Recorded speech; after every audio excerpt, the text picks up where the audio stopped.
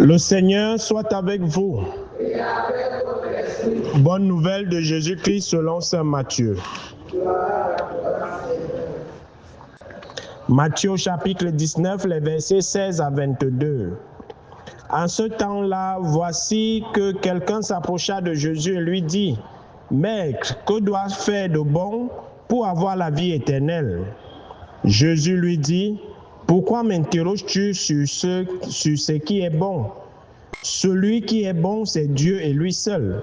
Si tu veux entrer dans la vie, observe les commandements. Il lui dit: Lesquels?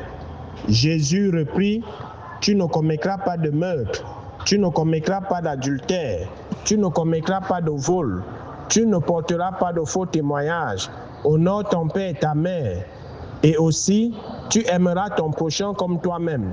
Le jeune homme lui dit: Tout cela je l'ai observé, que me manque-t-il encore? Jésus lui répondit: Si tu veux être parfait, va, vends ce que tu possèdes, donne-le aux pauvres, et tu auras un trésor dans les cieux, puis viens et suis-moi. À ces mots, le jeune homme s'en alla tout triste, car il avait de grands biens. Acclamons la parole de Dieu.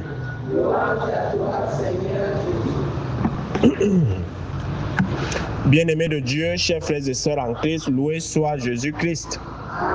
Loué soit le saint nom de Jésus-Christ. Bonjour à tout le monde. Bon, bonsoir, parce que nous sommes déjà dans l'après-midi. Bonsoir à tout le monde. Voilà, j'espère que la semaine a bien débuté. Vous observez encore, comme nous sommes lundi. Ok. Comme d'habitude, le Seigneur, en chaque début de semaine, nous donne un canevas que nous devons suivre pour rendre notre semaine meilleure, pour qu'on soit en phase avec ce qu'il attend de nous. Donc, chaque semaine, il nous donne une boussole pour orienter nos actes envers lui et envers le prochain. Et aujourd'hui, nous voyons un jeune homme qui s'approche de Jésus et lui demande qu'est-ce qu'il doit faire de bon pour avoir la vie éternelle. Vous voyez que ce jeune homme a au moins le souci de la vie éternelle. Et nous savons que tout être aimerait vivre éternellement sur terre. Personne ne veut mourir, mais on ne peut pas aussi aller au ciel sans mourir. Pour aller au ciel, il faut d'abord mourir. Et comme on ne peut pas faire des omelettes sans casser les œufs, alors Jésus va lui dire: Pourquoi m'interroges-tu sur ce qui est bon? Et en plus, la seule personne qui est bonne, c'est Dieu. C'est lui seul qui est bon. Et maintenant, si tu veux entrer dans la vie éternelle, observe les commandements. Et Jésus va lister un bon nombre de commandements qui renvoient à nos relations interpersonnelles. La relation horizontale, celui qui est en face de toi, que tu vois. Quelle est ta relation avec cette personne? Comment tu la traites? Comment tu vis avec elle? Comme on le dit ces jours-ci, la même question que Dieu avait posée à Caïn nous sera posée: qu'as-tu fait de ton frère? Est-ce que tu as tué? Est-ce que tu as commis d'adultère? Est-ce que tu volais? Est-ce que tu faisais de faux témoignages? Est-ce que tu honorais tes parents? Est-ce que tu aimais ton prochain comme toi-même? En fait, tout ça se résume dans aime ton prochain comme toi-même. Parce que ce que tu ne veux pas qu'on te fasse, normalement tu ne dois pas le faire à l'autre. Mais si déjà tu fais du mal à l'autre, sache que le même mal te reviendra. Alors si chacun s'aimait vraiment et aimer son prochain, si on n'a pas toute cette tension que nous connaissons, si on n'a pas la haine, la méchanceté, le vol, le mensonge et tout ce qui nous éloigne de la loi de Dieu, alors le secret de la vie éternelle, c'est observer les commandements de Dieu. Mais Jésus ne parle pas de la relation verticale entre l'homme et Dieu. Il parle d'abord de la relation horizontale, parce que tu ne peux pas aller vers Dieu sans passer par l'homme. Et quand vous regardez bien le signe de la croix, le signe de croix, ou alors la croix, il y a deux barres, non? La barre verticale et la barre horizontale. Et les deux barres se croisent. Donc, tu ne peux pas aller au ciel sans passer par l'homme. Et Carlo Acutis disait que le chemin pour aller au ciel, c'est l'Eucharistie. Et moi, j'aime souvent dire que le chemin pour aller au ciel, c'est l'homme. Parce que tu ne peux pas dire que tu aimes un Dieu que tu ne vois pas. Mais ton propre frère que tu vois, tu ne l'aimes pas. Ça, c'est impossible. Alors, c'est pour ça que Jésus va lister tous ces commandements qui renvoient à nos relations interpersonnelles à ce jeune homme. Mais il va dire, bien sûr, il observe tout cela, donc il est irréprochable. Mais Jésus va lui dire, c'est bien, mais il te reste une seule chose. Tu observes bien, tu prêtes attention à ne pas blesser X ou Y, mais tu es chiche.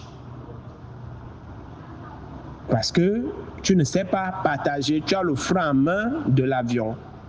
Alors, la seule chose qui te bloque encore, qui fait en sorte que tu sois encore éloigné de la vie éternelle, c'est qu'il faut apprendre le détachement. Parce que quand Jésus dit, va vendre tes biens et partage au pauvres, il faut savoir se détacher. Il faut savoir se détacher. Et quand Dieu te donne, c'est pour partager avec les autres. Tu peux ne pas être un menteur. Tu peux ne pas être adultère. Tu peux ne pas faire le commérage. Tu peux ne pas porter de faux témoignages. Tu peux bien respecter tes parents. Tu peux ne pas voler. Mais si tu ne sais pas partager, tout ça ne sert à rien. C'est ce que Saint Paul dit dans l'hymne à la charité, non? S'il me manque l'amour qui est la charité, tout ce que je peux faire ne sert à rien. Je peux bien parler le langage des anges, je peux bien marcher sur l'air, je peux avoir le don de guérison, je peux même me transformer en Jésus, mais s'il me manque l'amour, tout ça n'est rien. Et c'est pour cela que quand le jeune homme était éloigné du royaume, parce que justement, il lui manquait la charité, le détachement, le partage. Et on nous dit, Matthieu nous fait savoir que le jeune homme s'en alla tout triste parce qu'il avait de très grands biens. Donc quand il pensait qu'il faut qu'il partage ces choses avec d'autres personnes, il avait mal. Il avait mal. Et donc ça veut dire qu'il souffrait de ce péché capital qu'on appelle l'avarice.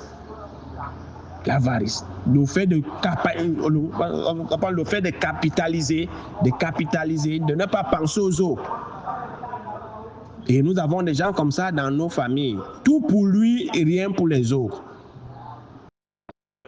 Quand il est dans le besoin, il faut que les autres cotisent, font une main levée. Mais quand c'est vous qui êtes dans le besoin, lui n'a jamais. Lui, il a toujours ses problèmes. Lui, il a toujours ses enfants qui sont en situation.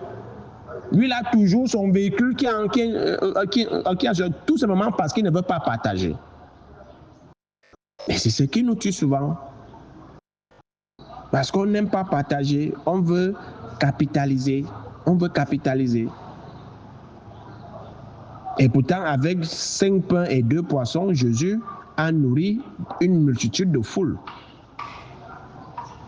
Donc ne pensons pas que nous n'avons pas assez pour partager avec les autres. On peut bien respecter les commandements, hein, mais si on est chiche, on n'entre pas au ciel, mais on n'aura pas la vie éternelle.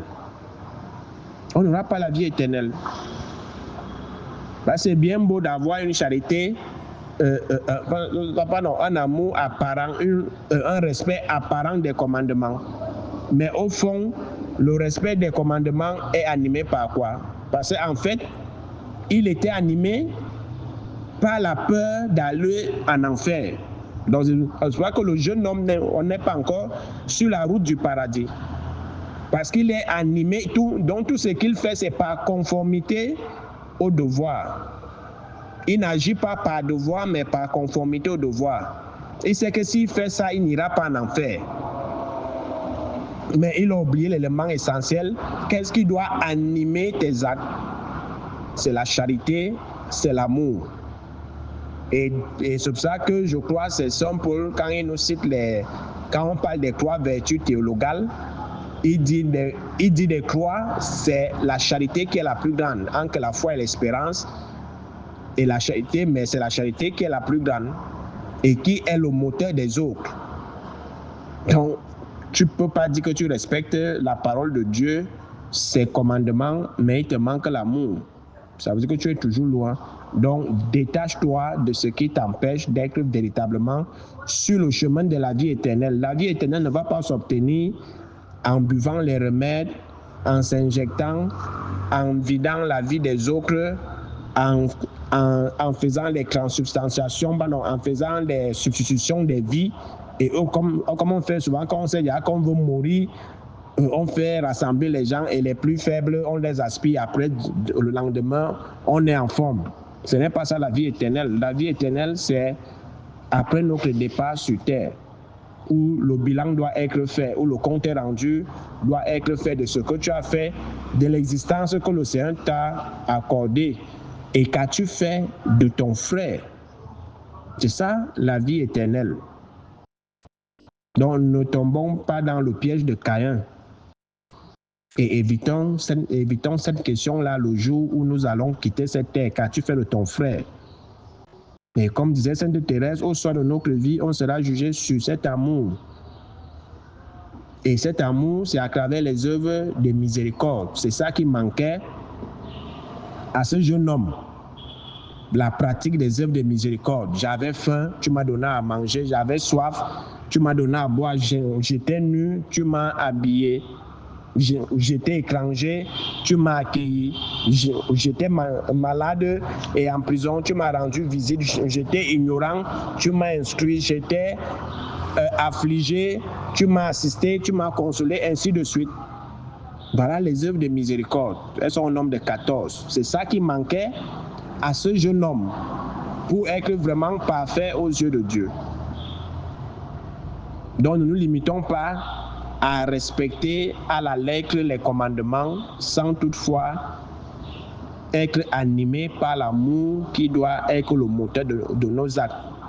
Et pour finir, dans la première lecture, avec le prophète Ézéchiel, sa prophétie, le Seigneur va se servir d'Ézéchiel comme exemple pour annoncer un malheur au peuple d'Israël à cause de ses infidélités, à cause de ses nombreux péchés. Et pour dire en résumé, à travers ce texte, qu'à chaque fois que nous désobéissons à Dieu, à chaque fois que nous tournons le dos à Dieu, on sera toujours exposé à toutes sortes de malheurs.